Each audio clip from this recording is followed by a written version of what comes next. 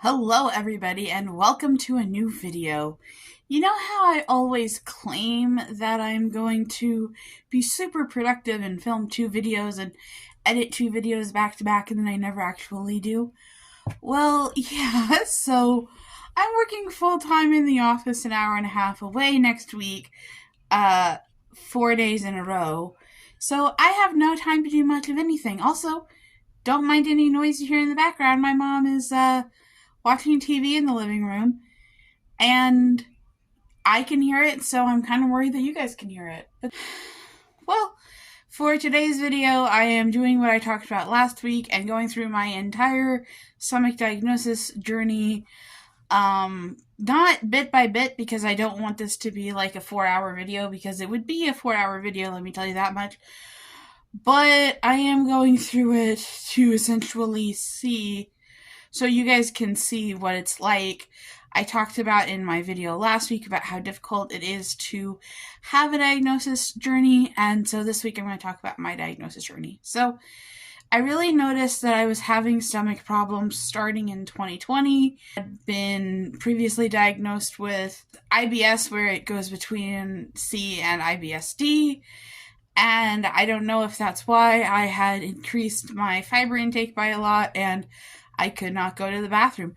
I had to have help in the form of a prescription medicine to be able to go to the bathroom. I started to notice that I was having a very hard time.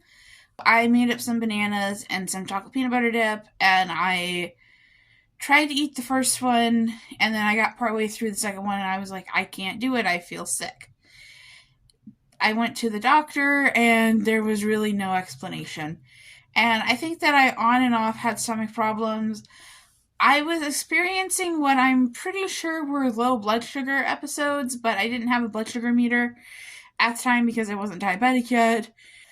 I think I started having some stomach problems, but it really wasn't until the end of September, where if you've seen my diagnosis discussion for diabetes, you know I dealt with some really, really sharp pain that was just absolutely horrible, and I had to leave a city council meeting, which is something that I had never done before and have never done since, because I was in so much pain, and I just had to go home and sit on the toilet and basically cry. And then 2 days later, if you don't know, I was diagnosed with diabetes, and what was a kind of traumatic experience for me, considering the fact that I went in and my doctor was going to run what I thought was just a regular routine test, but looking at her notes, she was pretty sure that I was in DKA, which I was in DKA basically. Because of all of my symptoms, I had been having like the extreme thirst and the going to the bathroom over and over and over again that you have whenever you're in DKA. So I got out and I was determined that I was going to live my best life. I was going to cut out all carbs, which is a bad idea if you have diabetes. And I was just going to eat processed meat and cheese. And in my brain, it wasn't that it was processed meat. It was like, I'm going to have lunch meat and cheese and go keto and all that stuff. And I started getting really sick. I don't think that I was throwing up at this point. I think that the throwing up came like in 2022 after I got my gallbladder out. But there was just a lot of feeling sick. I remember I would wake up and I would have a Gatorade, and that was the only way that I could take my medicine, was if I had a Zofran with some Gatorade, and then I could take my medicine, which is just really, really bad. It feels miserable when you have to take a Zofran to be able to take your morning medicine. And eventually, well, at first they were saying, oh, this is just because your blood sugar is high, which felt really condescending to me, because it's like, okay, well, I had this problem before, and I obviously wasn't almost in DKA before, so what's going on now? And after, I want to say about a month or a month and a half, I want to say probably about a month, my doctor said, okay, I don't think this is diabetes. Your sugar is coming down and you're still feeling really sick. So, I mean, I had diabetes, but they didn't think that the stomach problems were caused just by the diabetes. And then she sent me to a surgeon, and the surgeon talked about things that it could be. So he did a scope and a HIDA scan. The scope showed, and you'll see that this probably should have been the end of it, but the scope showed that I had gastritis and that I had gastritis and GERD, basically. I had an irregularity in my throat, but it wasn't a stricture like what you'll see that we found later. And so I was put on a medicine that coats my stomach. I'm not going to say the medicine names because I don't want to get them wrong. And this medicine, guys, I think this medicine drove me crazy. I had alarms on my phone for when to eat and when to take medicine because this medicine has to be taken 4 times a day on an empty stomach. And it just was not fun. And I will say this was before I was counting carbs. This was before I was taking mealtime insulin, because the mealtime insulin, I think you'll see, didn't really start until 2023. So even though I've been on insulin since 2021, I've only been on mealtime insulin since 2023, so about a year and a half. And so the doctor didn't really think that GERD and gastritis would be causing these problems, but when we did my HIDA scan, I was severely, severely sick. I had to have the nurse come and put a washcloth on my head and basically stand with me because I told her that I didn't think that I could continue because I thought I was going to throw up and I was really sick. And after the HIDA scan showed that my gallbladder needed to come out, I had my gallbladder removed. And a few days before I had my gallbladder removed, I threw up undigested food on Christmas Eve. I went to urgent care, and urgent care put me on the brat diet, the bananas, rice, applesauce, toast diet, which is basically soft, bland foods, which is a diet that I followed for a while. I got my gallbladder out, and I really struggled because I felt like I was going to throw up, and my biggest fear was throwing up when I had... Now, they weren't open. They were obviously glued closed, but when I had scars that hadn't healed and things like that from my surgery. And then I got COVID in 2022, sorry. I got COVID in early 2022, and if you don't know, you should watch my COVID vlog. I was absolutely miserable. I was laying in bed. I was coughing so hard that I was just throwing up. I couldn't keep anything down. I think I threw up like 10 times over the course of like 3 or 4 hours. And that started, well, with some pretty frequent vomiting. In 2022, The Secrets of Dumbledore. If you haven't seen that video, you should check out the Secrets of Dumbledore video and how that maybe changed my life. And I just continued to have problems, and eventually I was given a referral to GI at the University of Iowa, and then, as fate would have it, the day that I got laid off was the day that I got a call saying, it was the day that I was asked to come in. So basically, I had been in the hospital for some issues I don't want to talk about, and then I had a sleep study, and I couldn't really participate in the sleep study because I was so severely nauseous.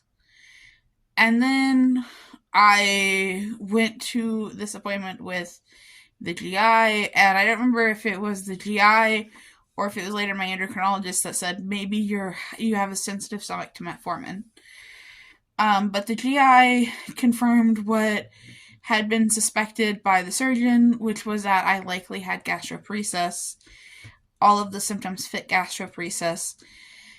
And I had never wanted to say gastroparesis because there is a lot of stigma, and I talk about this with the Illness Figure series all the time. There's a lot of stigma when it comes to being someone diagnosed with hypermobility spectrum disorder, and then I felt like I didn't really deserve a gastroparesis diagnosis, and especially because there is diabetic gastroparesis, and I'd only had diabetes for a year at that point, and I was pretty sure that there was no way that my vagus nerve could be so severely damaged after just a year, even though they did say that it was possible, but nerve damage is usually from prolonged high blood sugars. But, that happened, and my doctor put me on a diet that was essentially an Ensure diet. She said, you need to do 5 of these Ensures a day, and that's how you will stop losing weight. And then we need to do a scope and another scope, so a second scope, and a gastric emptying study. And then I went back they scheduled me for a scope, but not for the gastric emptying study. So I went back to my home hospital, and my home hospital was like, yeah, we can do a gastric emptying study.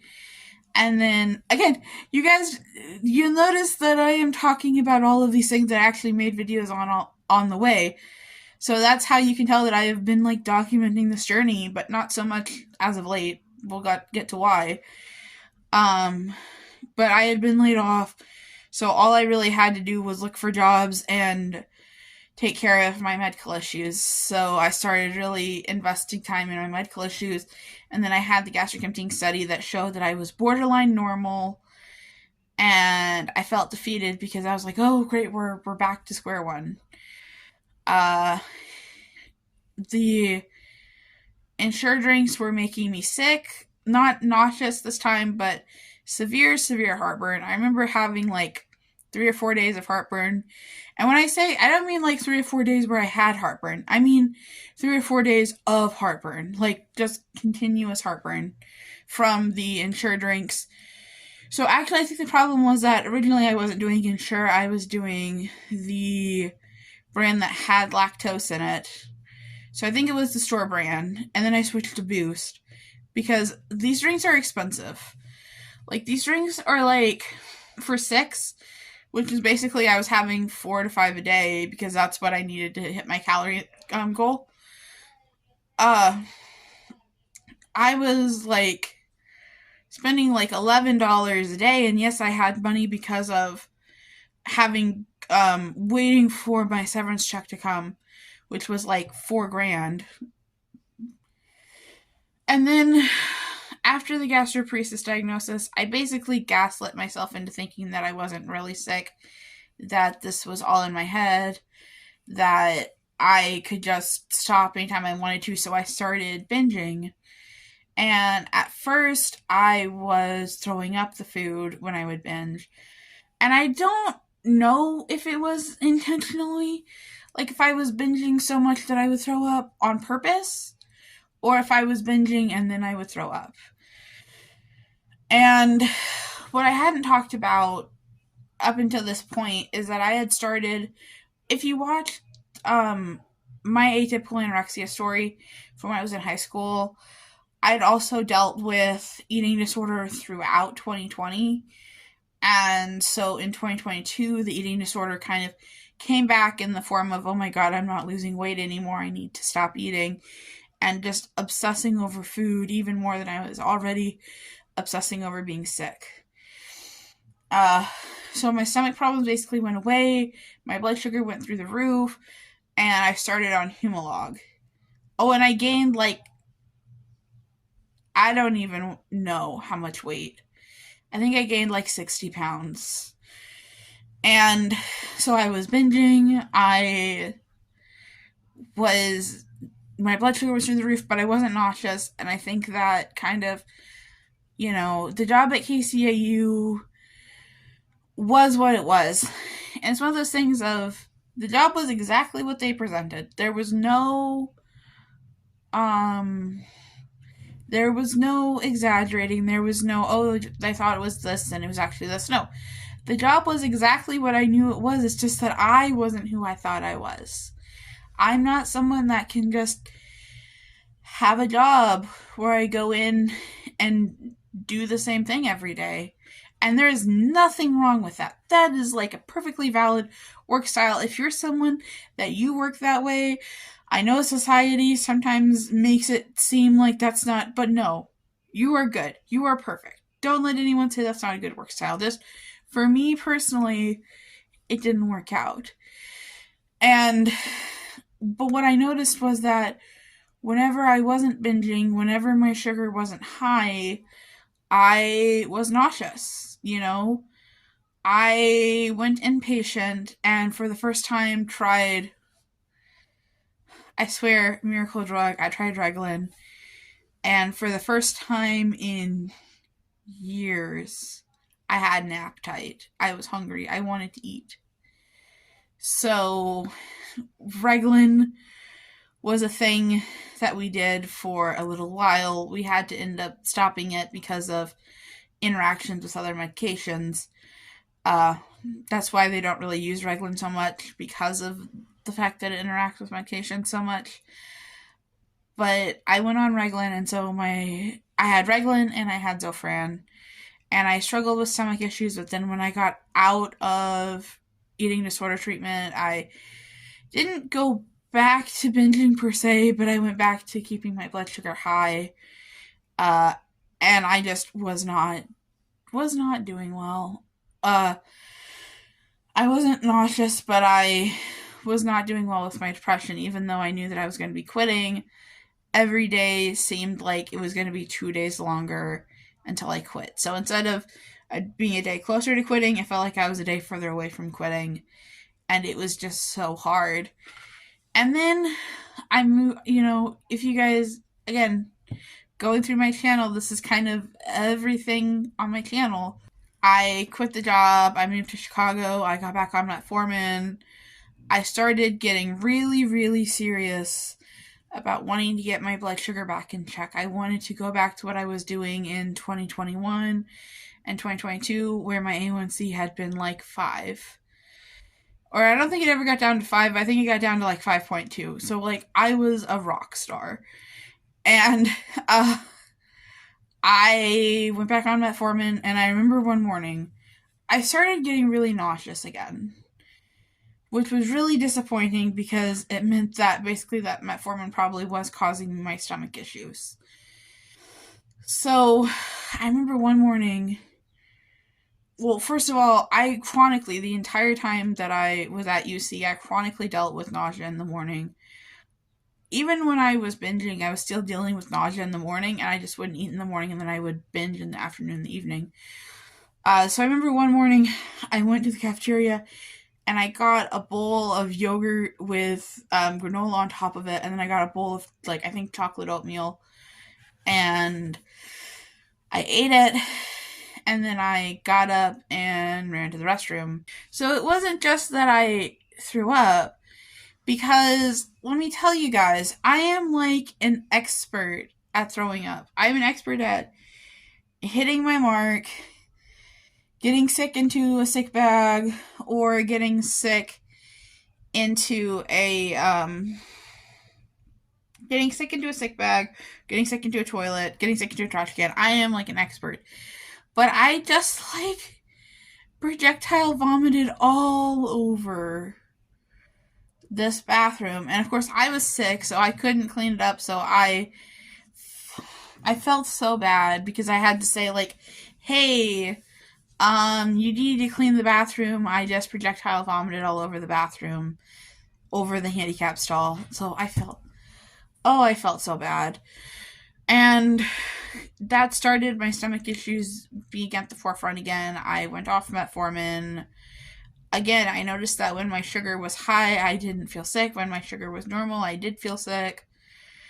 And overall, I just wasn't doing well. And so I explained this whole thing that I've been explaining to you, but with way more detail, to my doctor.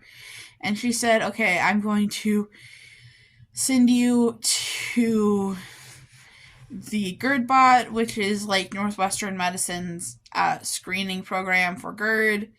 And I'm going to send you to the general GI, and we'll see how you get in how quick you get in.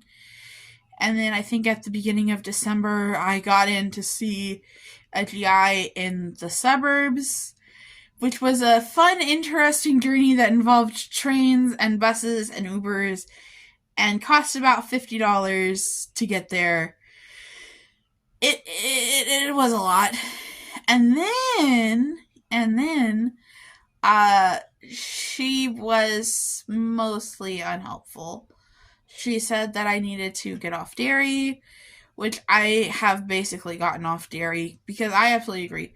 Not so much cheese, but basically any dairy product that's, yogurt, plain milk, cream cheese, butter, any dairy product other than cheese just makes me incredibly sick. And so she was like, you need to get off dairy. We need to look and see if you have celiac. And I don't want to do any more testing because you've already had 2 scopes and a gastric emptying study. And I think that this is gastroparesis. Your numbers are close enough that I'm comfortable calling this gastroparesis. So you have gastroparesis and lactose intolerance. Here's what you need to do. But I wasn't very happy with that still because, she was telling me to take Benefiber, and Benefiber is something that you should not take if you have gastroparesis.